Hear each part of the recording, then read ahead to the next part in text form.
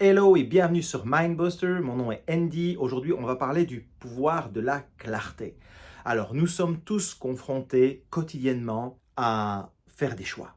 Certains choix sont minimes, certains choix ont une importance majeure pour notre vie, pour l'évolution de notre carrière, pour l'évolution de notre vie de couple, pour l'évolution de notre bonheur, pour l'évolution de notre famille.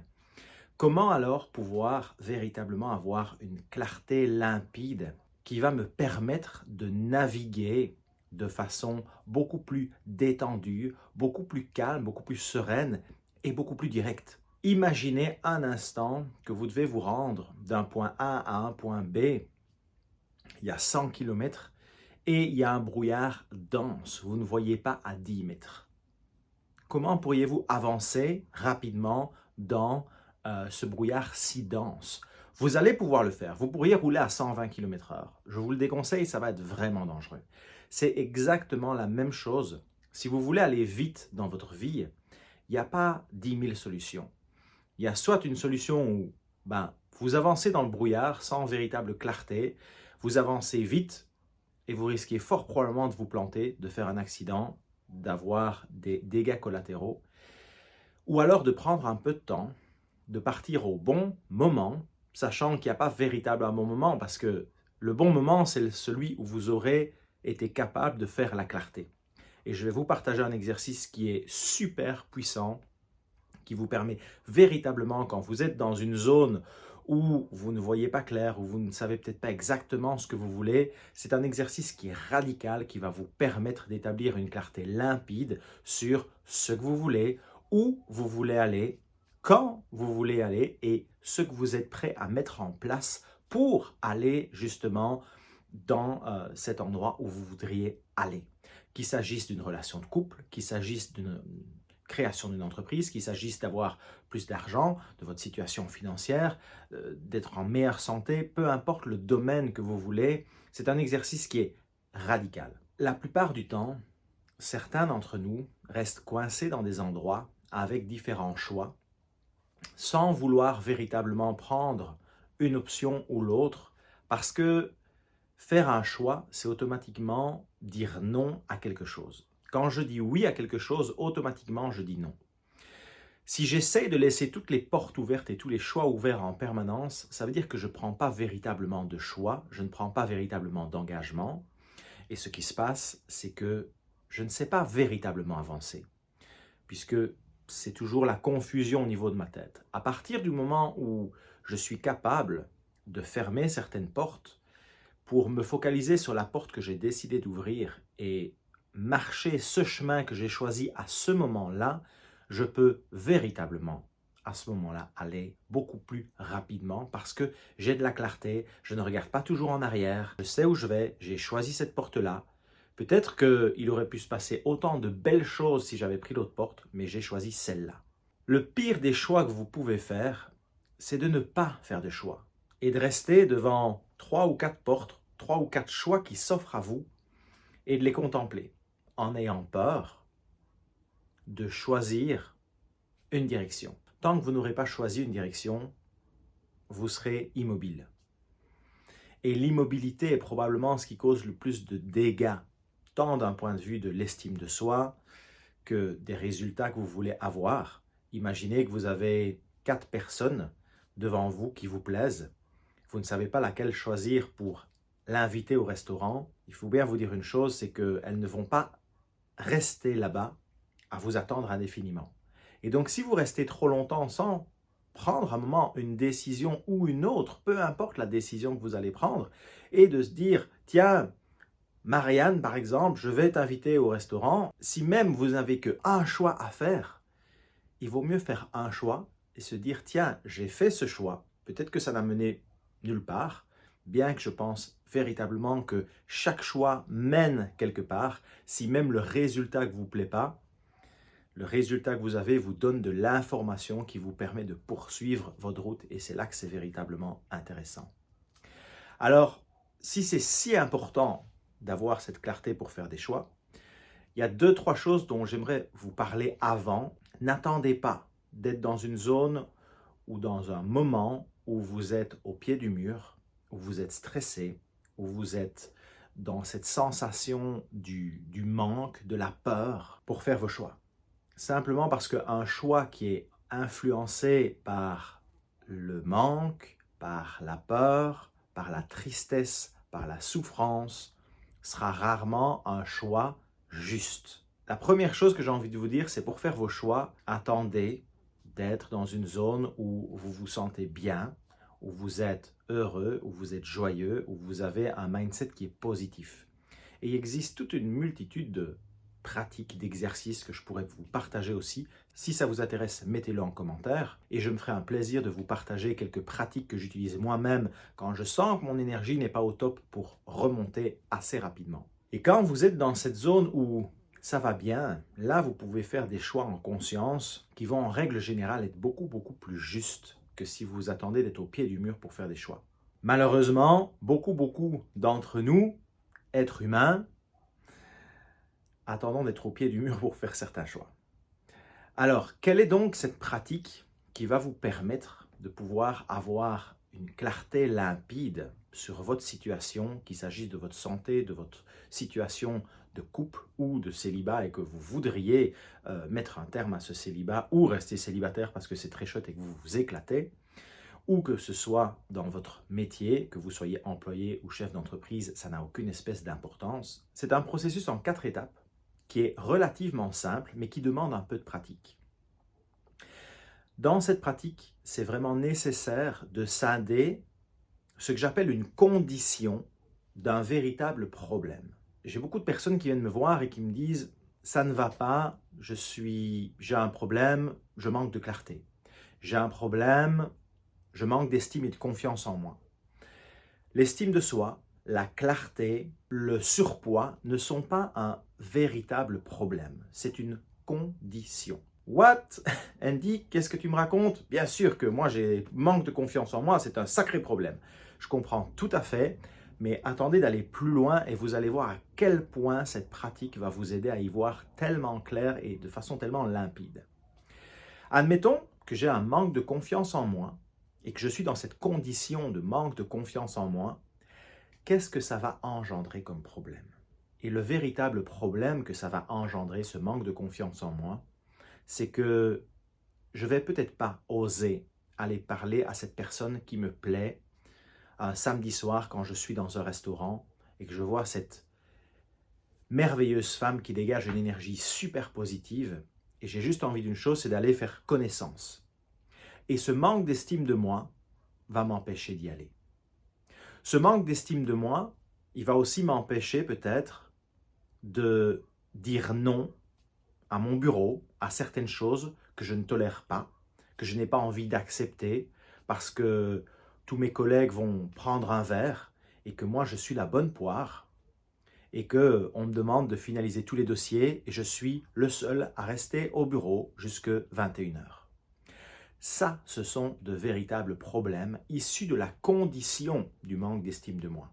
Et la première phase de cet exercice super puissant que je vais vous partager dans un instant consiste à avoir une clarté limpide sur les problèmes auxquels vous faites face aujourd'hui. Si par exemple je suis dans la condition d'avoir un surpoids ou une santé de laquelle je ne suis pas véritablement content, le problème n'est pas mon surpoids. Est-ce que c'est vraiment un problème? Je connais des gens qui vivent en surpoids et pour qui ce n'est pas du tout un problème.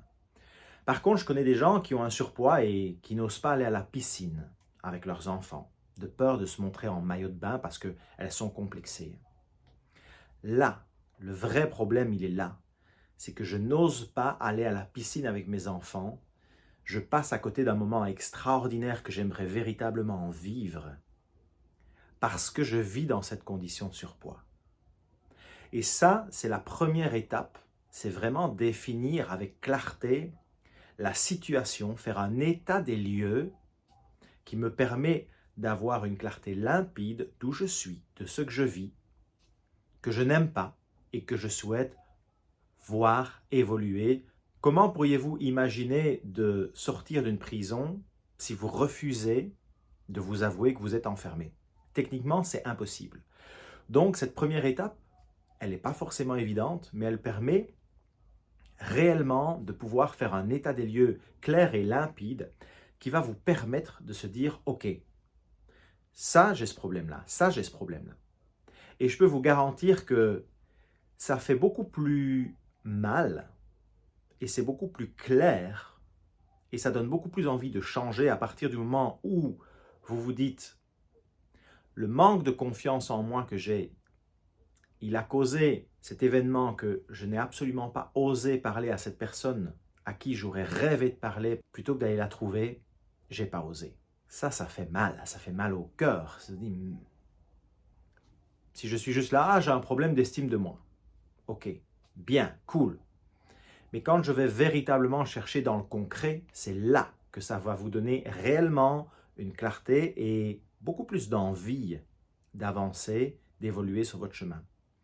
La deuxième étape de cet exercice consiste à faire exactement l'opposé, mais avec tout autant de clarté. Combien d'entre nous ne vont pas se dire « moi j'ai un problème, je manque de confiance en moi, et la situation idéale pour moi, qu'est-ce que j'ai envie ? J'ai envie d'avoir confiance en moi. » Ben oui, j'ai pas confiance, j'ai envie d'avoir confiance en moi. Mais au final, c'est quoi la confiance en soi ? Au final, c'est quoi d'être dans un corps et avoir le poids optimal dans lequel je me sentirais bien ? À partir du moment où vous avez cette clarté limpide de ce que vous voulez vivre, de ce que cela implique, ce manque d'estime de vous, et qu'est-ce que cela impliquerait d'avoir une immense confiance en vous? Qu'est-ce que cela changerait profondément dans votre vie? Et vous notez ça sur un papier. Dans l'étape 2, ok, je me vois comme avoir une superbe confiance en moi. Je restaure cette confiance, cette estime de moi. Qu'est-ce que cela implique? Je marche le samedi soir, je vais dans des restaurants, je vais en club ou je vais à des concerts, peu importe, et j'ose saluer toutes les personnes que je croise. Quand j'aperçois une personne qui me plaît, je ne peux m'empêcher d'aller la saluer, d'échanger quelques mots avec elle ou avec lui, et peut-être de l'inviter à prendre un verre, de peut-être l'inviter à aller manger au restaurant.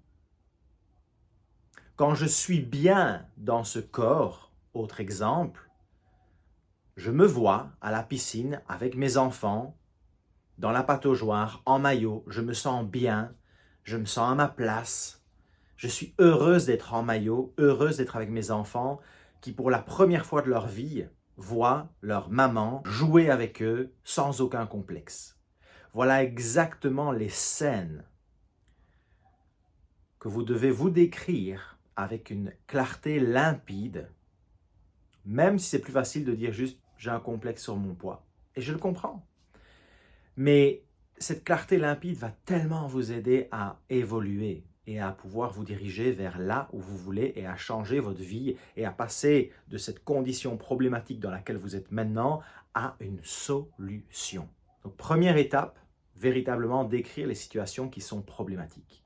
La deuxième étape consiste à décrire le plus précisément possible ce que le fait de régler cette condition et ce problème va vous permettre de vivre. En ayant cette étape 1 d'un côté et en ayant cette étape 2 de l'autre, je vous invite à les mettre sur un carnet ou sur une feuille avec une colonne au milieu, très simple. Et le fait d'avoir en regard ces deux colonnes, vous allez créer ce qu'on appelle en anglais un gap. Vous allez créer un fossé. En règle générale, vous allez voir que le fossé, il peut être plus ou moins grand. Et là, vous allez peut-être vous dire, ouf, ça va peut-être faire peur. Mais c'est ok, c'est ok. C'est là où vous êtes maintenant avec une honnêteté brutale envers vous et je vous invite véritablement à cette honnêteté parce que c'est la seule chose qui va pouvoir vous faire avancer et vous engager. Et de l'autre côté, vous avez quoi? Vous avez la situation dont vous rêvez. Et une fois que vous avez ces deux situations devant vous, la troisième étape consiste à simplement vous poser la question de voilà où je suis, voilà où je voudrais aller, combien de temps encore est-ce que je vais tolérer et est-ce que je vais accepter de vivre dans cette situation ici et maintenant. Et c'est ok, je ne suis pas en train de vous dire que vous devez décider de changer tout de suite. Vous pouvez peut-être vous rendre compte que, au final, vous n'êtes pas mal dans cette situation 1. Certains d'entre vous vont se dire, ok, je ne peux plus tolérer ça une minute. Certains autres vont se dire, ok, non, je peux encore y rester pendant quelques semaines, quelques mois, quelques années. Ça n'a aucune espèce d'importance. C'est une conversation et un dialogue que vous avez avec vous-même. Une fois que vous avez fait ce choix, que vous avez une vision claire, il vous reste la 4e étape, c'est l'étape de l'engagement. Qu'allez-vous mettre en place et à quoi allez-vous vous engager pour pouvoir atteindre les choses que vous voulez? Et je vous invite véritablement pour cette étape à être très relax, très zen, bienveillant avec vous-même et à vous rappeler que toute chose dans le monde naturel duquel nous faisons partie en tant qu'être humain évolue pas après pas.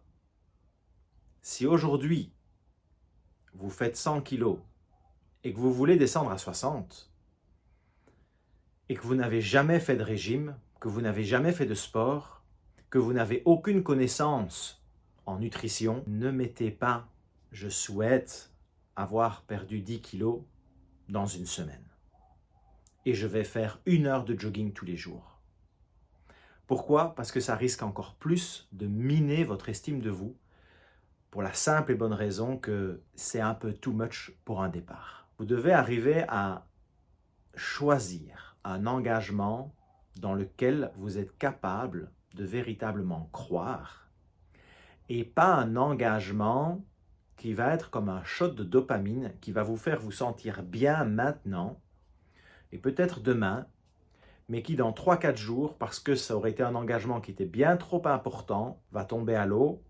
Parce que qu'est-ce qui va se passer à ce moment-là? C'est que vous risquez de faire tout l'opposé de ce que vous devriez faire pour vous sortir de là où vous êtes maintenant. Si je gagne aujourd'hui 1 000 € par mois et que je me dis je vais gagner 100 000 € le mois prochain, bien que je sais que c'est possible, que certains le font, si moi je ne suis pas capable d'y croire profondément, mieux vaut trouver quelque chose dans lequel je suis véritablement capable d'y croire et de m'y tenir tous les jours. Mieux vaut alors se dire, ok, je vais aller marcher 500 mètres tous les jours. Mais quoi qu'il arrive, je vais marcher ces 500 mètres. Et vous allez voir que les résultats que vous allez avoir, vous allez construire d'une part cette estime et cette confiance de vous dont tant de personnes parlent. Puisque le plus simple moyen de construire l'estime et la confiance en soi, c'est de maintenir les engagements qu'on a envers nous-mêmes. Donc voilà les 4 étapes qui vont vous permettre d'établir cette clarté, de faire des choix et aussi de pouvoir vous engager de façon claire, bienveillante, avec des objectifs qui sont atteignables, réalisables. Et quand vous êtes capable de maintenir vos engagements avec vous-même, de pouvoir évoluer jour après jour, c'est exactement la méthode la plus sûre pour développer cette confiance et cette estime de soi, simplement parce que vous maintenez vos engagements envers vous-même.